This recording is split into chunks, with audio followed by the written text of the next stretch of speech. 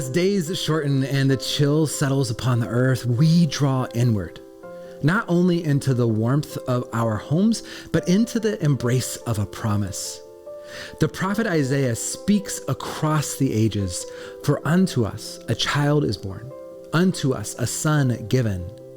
Isaiah foretold of a ruler whose reign would be born not from power, but from humility. A child whose names would be whispered in awe: Wonderful Counselor, Mighty God, Everlasting Father, Prince of Peace. The child, Jesus, would grow to embody each facet of the names Isaiah prophesied, a tapestry of divinity woven into humanity. Wonderful Counselor. In his ministry, Jesus was the Wonderful Counselor.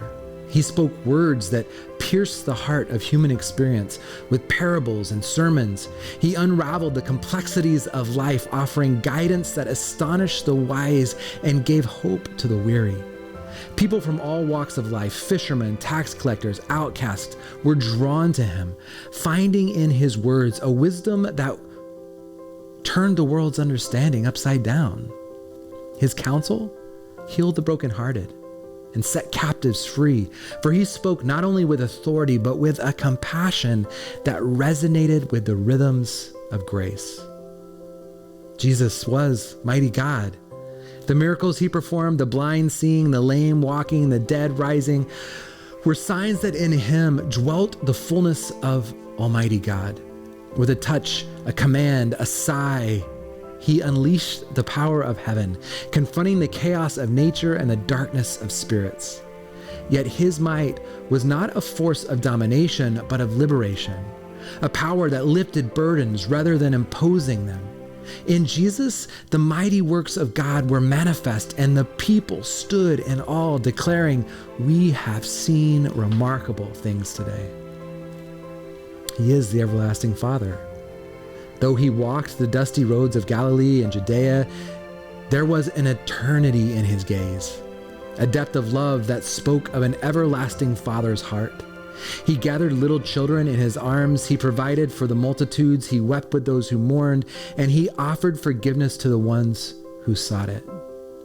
Jesus revealed the heart of a father who runs to the prodigal, whose counts every hair on our heads, who knows our needs before we speak them. His care was a testament of enduring love of God. And he is the Prince of Peace. In a time of upheaval and occupation where peace was a distant dream, Jesus emerged as the Prince of Peace. His presence calmed the troubled seas and troubled souls. His message was not one of violent revolution, but of peace that transcended circumstance. "Peace I live with you. My peace I give you," he assured his followers, a peace not as the world gives. And ultimately, on the cross, he became the embodiment of peace, reconciling humanity to God, breaking down the walls of hostility, and inviting all into the peace of his kingdom. In Jesus, these names became not lofty ideals, but tangible realities. He walked among us as Wonderful Counselor, Mighty God, Everlasting Father, and Prince of Peace. And in this Advent season, as you prepare for love to come to town, here are some rhythms to engage in finding these names again. First is seek his counsel. In the hustle of this season, take time each day to seek the Wonderful Counselor in prayer. Ask for guidance, for wisdom beyond your own, and for the clarity to navigate life's complexities with his loving direction. Second, reflect his strength. The mighty God comes to us as a vulnerable child, teaching us that true strength is found in dependence on God, not independence. This Advent, let's practice relying not only on our own might, but on the strength God provides, serving others with a gentleness of true power. Finally, foster peace.